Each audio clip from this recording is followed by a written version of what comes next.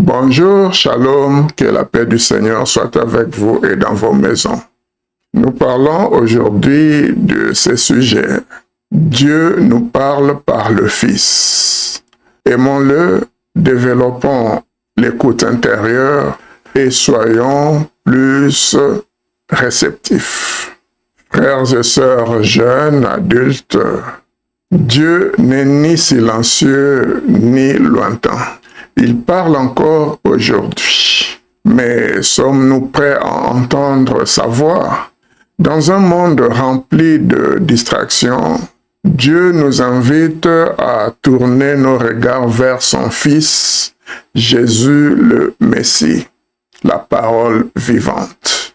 Plus nous l'aimons, plus notre cœur s'ouvre à sa voix.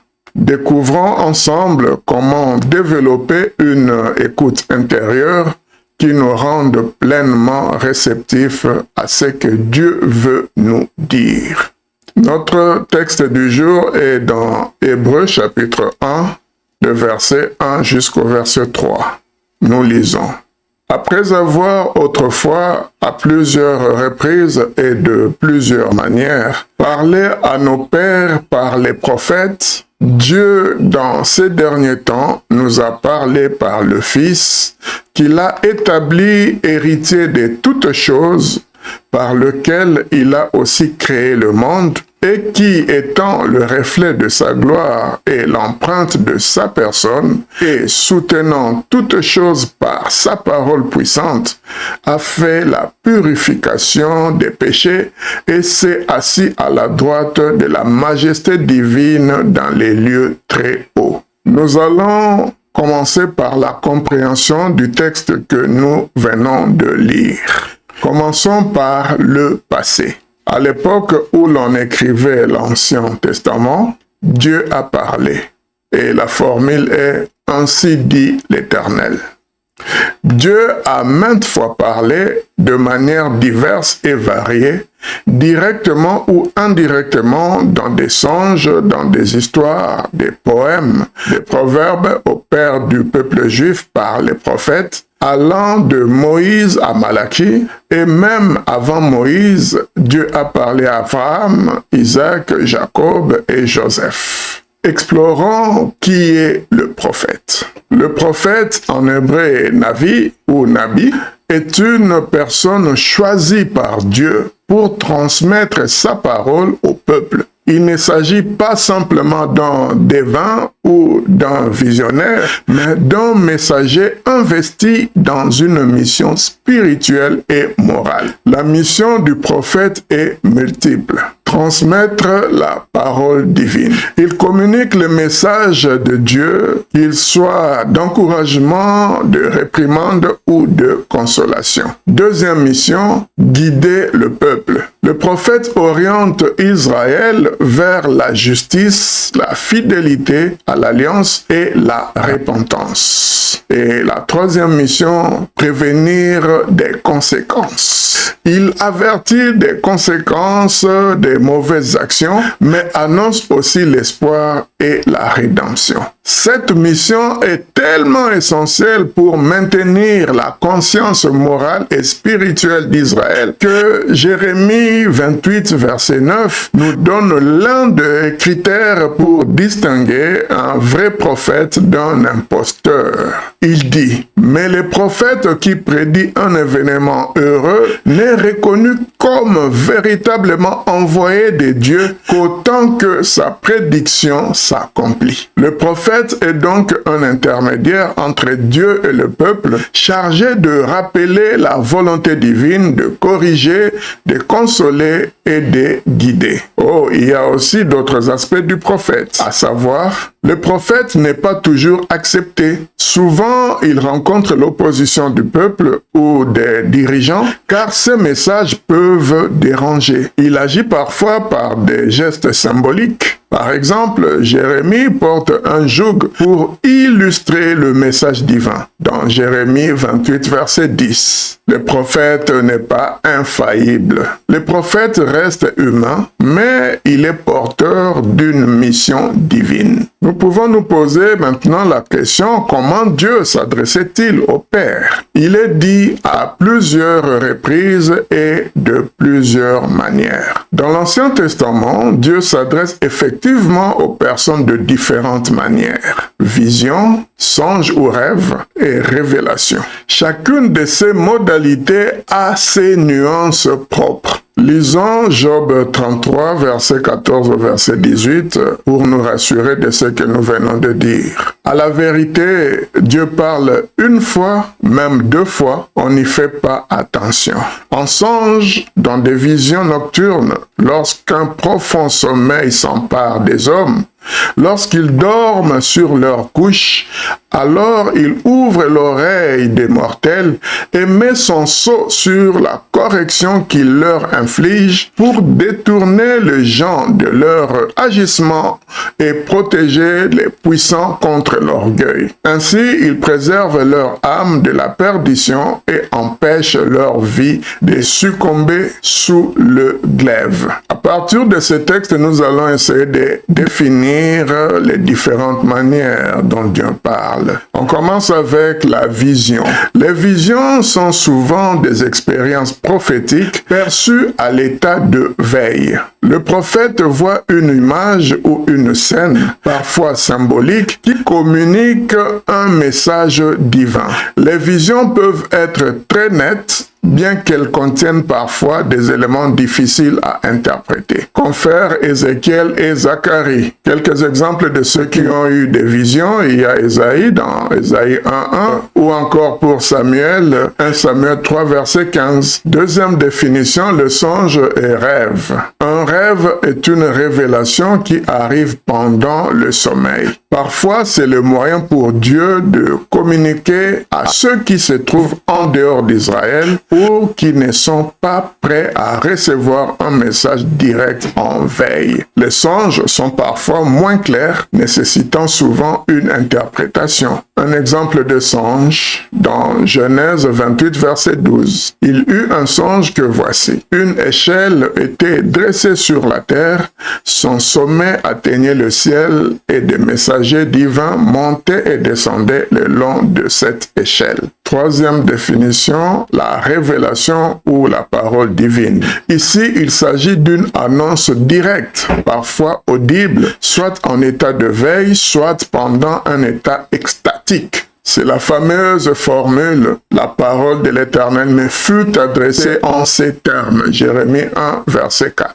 La révélation peut se faire par différents moyens. Vision, rêve, audition. Il y a quand même des différences essentielles. Révélation directe, la plus rare et la plus claire, peut regrouper les deux modes précédents, voire être encore plus directe. Exemple de Moïse dans Nombre 12, versets 6 à 8. La vision arrive à l'état de veille, parfois très symbolique, plus élevé que le rêve. Éveillé, image plus nette, plus directe. Le rêve, souvent en exil ou en dehors d'un état de perfection prophétique, nécessite interprétation, c'est moins clair. Souvent dans le sommeil, moins direct, nécessite souvent un décodage. Quelle est la hiérarchie? La vision à l'état de veille est les niveaux prophétiques les plus élevés après la prophétie, suivi de la vision en rêve. Sur la variation maintenant, un même prophète peut recevoir selon différents modes. Jacob, par exemple, reçoit des rêves hors de terre d'Israël et des visions ou révélations à l'état de veille en terre sainte. Nous pouvons lire deux versets dans ce cas.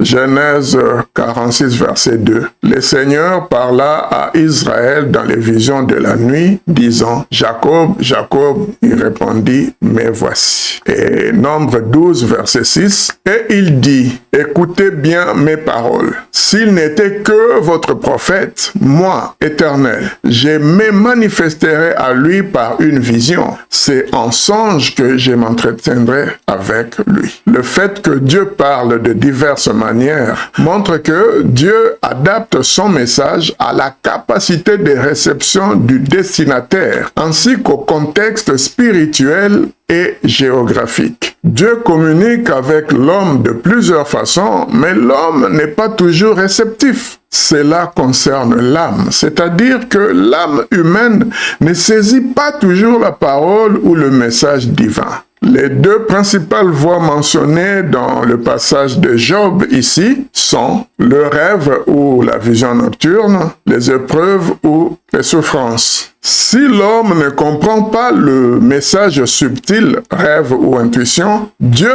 peut utiliser des moyens plus marquants, épreuves, difficultés, pour attirer son attention. Le but de ces messages est de guider l'homme, de l'amener à la réflexion, à la repentance ou au retour, ou à une prise de conscience. Et selon la tradition juive, la prophétie a cessé à l'époque du Second Temple, après les derniers prophètes Agé, Zacharie et Malachie. Malachie est donc le dernier des prophètes de l'Ancien Testament. Et durant les 4 siècles qui ont suivi, l'esprit de prophète s'est retiré d'Israël. Abordons maintenant notre point 2 dans les derniers jours. Mais dans les derniers jours que le Nouveau Testament considère comme étant déjà là, si vous lisez 1 Corinthiens 10, verset 11, il nous a parlé à nous, hommes du 1er siècle, parce que l'auteur de cette lettre ici a écrit au 1er siècle, pas aux pères qui sont morts depuis longtemps par son fils. Par implication, son fils est bien plus excellent que le prophète. L'un des buts principaux de l'auteur de cette lettre est de démontrer que Yeshua HaMashiach, Jésus le Messie, ainsi que tout ce qui est lié à lui, vaut mieux que tout ce qui a été donné auparavant. Il énumère 7 qualités pour le prouver. Première qualité. Dieu lui a donné toutes choses en propriété, c'est-à-dire Dieu l'a établi héritier de toutes choses. Deuxième qualité, Dieu a créé l'univers par lui, par le Fils. Troisième qualité,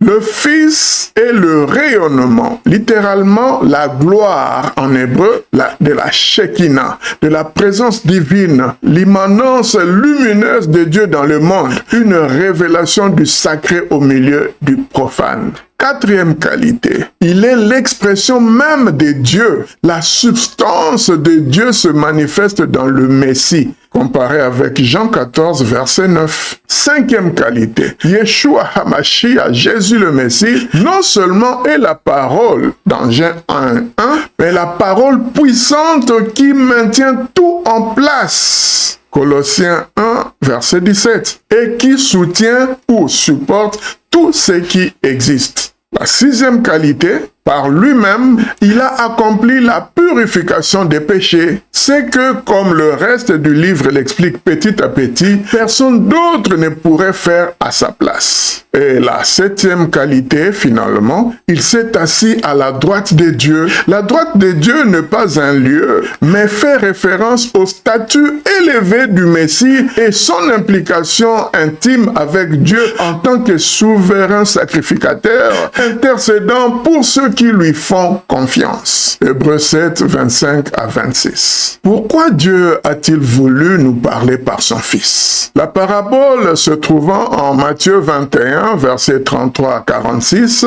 Marc 12, verset 1er jusqu'au 12e, et Luc chapitre 20, versets 9 à 19, cette parabole d'un homme qui planta une vigne explique mieux. Quand les vignerons virent le Fils, ils dirent entre eux, voici l'héritier, venez, tuons-le et emparons-nous de son héritage. Oui, Dieu a parlé par les prophètes. Ces derniers sont des humains et faillibles. Même s'ils portent le message divin, ils peuvent le modifier, le transformer à leur guise. Mais avec les 7 qualités que nous venons de voir, il est donc évident que la crédibilité du porteur émetteur de messages est essentiel, car la mission de maintenir la conscience morale et spirituelle de l'humanité exige la sainteté. Alors, comment Dieu communique-t-il aujourd'hui? Il est important de rappeler les promesses de Yeshua HaMashiach avant son ascension. Dans Jean 14, 25 à 26, il dit « Je vous ai dit ces choses pendant que je demeure avec vous, mais le Consolateur, l'Esprit Saint, que le Père enverra en mon nom,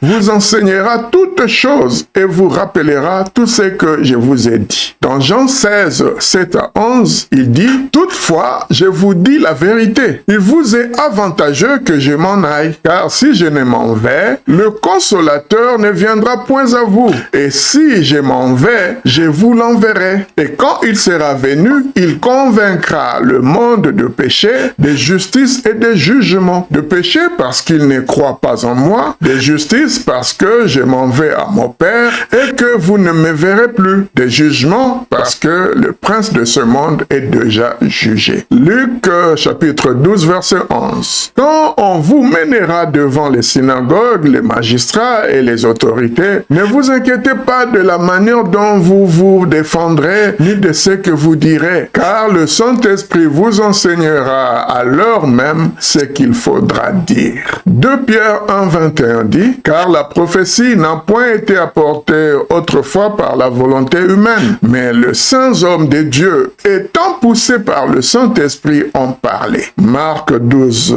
36. David lui-même, animé par l'Esprit Saint, a dit « Le Seigneur a dit à mon Seigneur, assis-toi à ma droite, jusqu'à ce que je fasse de tes ennemis ton marchepied. » Le passage que nous venons de lire démontre clairement le rôle du Saint-Esprit de Dieu. Dieu nous parle par le Saint-Esprit et par diverses manières que nous allons voir maintenant. Premièrement, Dieu nous parle par les personnes qu'il a établies. Éphésiens chapitre 4 verset 11 à 15 nous dit ceci. « Et il a donné les uns comme apôtres, les autres comme prophètes, les autres comme évangélistes, les autres comme pasteurs et docteurs, pour le perfectionnement des saints en vue de l'œuvre du ministère et de l'édification du corps du Christ, jusqu'à ce que nous soyons tous parvenus à l'unité de la foi et de la connaissance du Fils de Dieu, à l'état d'homme fait, à la mesure de la stature parfaite de Christ, afin que nous ne soyons plus des enfants flottants et emportés à tout vent de doctrine, par la tromperie des hommes, par leur ruse dans les moyens de séduction, mais que, professant la vérité dans la charité, nous croissions à tous égards en celui qui est le chef, le Messie. Nous voyons que, tout comme avec les prophètes anciens, ceux-ci sont aussi humains et faillibles, car ils peuvent aussi tromper par leur ruse dans les moyens de séduction. Il revient à chacun d'être attentif, d'avoir des sentiments plus nobles, c'est-à-dire recevoir la parole avec beaucoup d'empressement et examiner chaque jour les Écritures pour voir si ce qu'on nous dit est exact. Acte 17, verset 11. Deuxièmement, par diverses manières, comme autrefois. La prophétie de Joël 2, 28, qui dit « Après cela, je répandrai mon esprit sur toute chair. Vos fils et vos filles prophétiseront, vos vieillards auront des songes, et vos jeunes gens des visions. » Cette prophétie étant accomplie au jour de la Pentecôte, Dieu continue à nous parler aussi par les prophéties, par des songes, par des visions. Et ce qui est important aujourd'hui, comme 1 Corinthiens chapitre 12 verset 4 verset 7 nous enseigne, il nous enseigne que la manifestation de l'Esprit est donnée à chacun, particulièrement pour l'utilité commune. Il y a donc diversité de dons, diversité de ministères et diversité d'opérations. Aujourd'hui, Dieu nous parle aussi par l'inspiration intérieure. Certains parlent d'un sentiment profond, une intuition morale ou d'une passion pour une cause juste comme une forme d'appel divin. Mais cela doit toujours être examiné à la lumière de la Bible, de la sagesse collective et des conseils des personnes de confiance. Quatrièmement, Dieu nous parle aussi par l'étude l'étude de la Bible et la réflexion. La voix de Dieu se manifeste aujourd'hui à travers l'étude de la Bible, la prière et la conscience morale également. Deutéronome 30, 12 à 14 que Paul a cité en Romains 10, versets 6 à 7 dit « Elle n'est pas dans le ciel pour que tu dises « Qui montera pour nous au ciel et nous l'ira quérir et nous la fera entendre afin que nous l'observions. Elle n'est pas non plus au-delà de l'océan pour que tu dises « Qui traversera pour nous l'océan et nous l'ira quérir et nous la fera entendre afin que nous l'observions. » Non, la chose est tout près de toi. Tu l'as dans la bouche et dans le cœur pour pouvoir l'observer. Cela signifie que la volonté de Dieu est accessible à chacun, non par une voix céleste, mais par l'étude, la réflexion et l'écoute de sa conscience jusqu'aujourd'hui. Dieu nous parle aussi par la communauté. Dieu peut aussi appeler une personne à travers les besoins de la communauté, les opportunités de servir ou les talents particuliers qu'il lui a donnés. La sagesse dit, là où il y a un besoin, c'est peut-être un signe que tu es appelé à agir. Et tout cela demande prudence et responsabilité. Nous pouvons ainsi faire une mise en garde contre le risque de confondre ses propres désirs avec la volonté divine. C'est pourquoi il est important de consulter des sages, d'étudier la Bible et de rester humble face à ses propres intuitions. Dernièrement, nous avons parlé de l'appel divin. Aujourd'hui, nous allons tenter de relier Job 33, verset 14 à la question de l'appel divin dans la vie moderne. Dieu continue de parler, mais autrement. Même si la prophétie directe a cessé, le message de Job reste d'actualité. Dieu continue de parler à l'homme à travers des événements de la vie, rencontres, opportunités, défis, des rêves marquants, des intuitions profondes ou des épreuves ou des moments de crise qui poussent à la réflexion ou au changement. Il revient à chacun d'être attentif, de réfléchir à ce que la vie lui enseigne et de chercher à comprendre le message divin dans les circonstances de son existence. L'appel divin aujourd'hui, une question d'écoute. Selon Job, Dieu multiplie les moyens pour attirer l'attention de l'homme. L'appel divin n'est donc pas forcément un miracle ou une voix céleste, mais souvent une invitation subtile à prêter attention à ce qui se passe dans notre vie. 1 Roi 19, 11 à 12 enseigne que la rencontre authentique avec Dieu ne se fait pas toujours dans le bruit, la force ou le spectaculaire, mais souvent dans le silence, l'intériorité, l'écoute attentive de ce qui est discret et profond. Cela invite à la méditation, à la prière silencieuse et à la capacité de faire taire les tumultes extérieurs et intérieurs pour percevoir ce qui est essentiel. Le silence devient alors un espace où la voix de Dieu peut être entendue, non pas comme un son physique, mais comme une inspiration, une intuition ou une conscience accrue de sa présence. En voici quelques pistes de réflexion. Le silence dans la Bible est souvent associé à la sagesse et à la préparation à recevoir la parole divine. Voir aussi Moïse sur le mont Sinaï. Les psaumes invitent à faire silence devant l'Éternel. Psaume 37, verset 7. L'écoute véritable implique de se rendre réceptif, humble et de reconnaître que la voix de Dieu peut se manifester dans la subtilité du quotidien. Parlons de l'importance de l'introspection et de la repentance. Le passage de Job insiste sur le fait que l'épreuve ou le rêve n'est pas une punition, mais une opportunité de prise de conscience, de retour à soi et à Dieu. Bref, faisons comme le fils prodigue qui est rentré en lui-même pour faire sa remise en cause.